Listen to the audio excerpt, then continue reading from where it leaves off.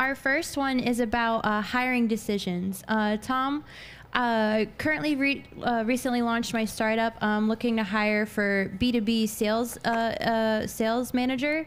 I have a very close friend who's looking for a job but has no sales experience. He's very good in communication, has a good attitude, and would be a lot cheaper than this other option who is a experienced sales rep, has global reach, way older than my friend, but maybe not as hungry to dedicate longer hours if needed.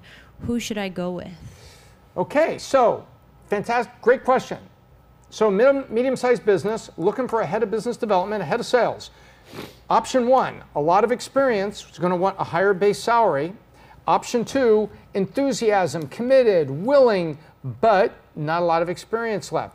What's really interesting about that is if you have time to personally mentor and you as a CEO come from the business development side, I might lean this way. But if you as a CEO come from the product side or the technology side, well, who's really going to mentor up somebody even with the best of attitudes and enthusiasm?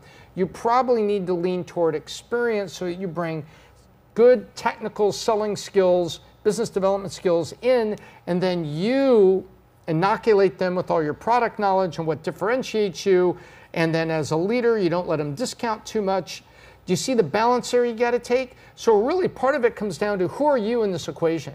You as a leader, can you lift up with mentoring sales skills, or are you more the product guy that says, hey, I just need someone to run my sales organization. I know what my product does. I'm going to be great on the phone with major accounts because I'm the product guy and I'm the founder. Let me get the founder in the room. Let's talk about this. I'm that guy. I'm going to be there for you. So you choose experience or here. You really have to look at who you are and where you are at this time. But that said, if you're flipping a coin, I always lean toward bringing experience in the room that is demonstrating to me that they can fit culturally with my team.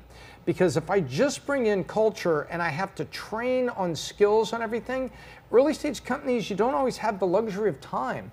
If you're more mid-stage and looking to bring in another sales leader and you can, spread some time out, get some cross-mentoring, you can afford to do that. But in earlier stage, I always go for experience, but you don't necessarily have to pay the guy with 30 years of experience top dollar. You may be able to use stock options or find a candidate that's more in the middle. That's what the Biz Doc would do if it was my company. And I come from biz dev and sales with a lot of product experience on top of it. So when I got out of college, I went to IBM sales school, I got my business development chops, all of that there. Then I went into products. So when I was in my early 30s, people look at me and they saw a biz dev and a product definition specialist. So I was a bit of a unicorn, and guess what? That's how I got to join some really cool places, and that's how I got to go drive, because I was sales, marketing, and I had the experience. Get the technical skills.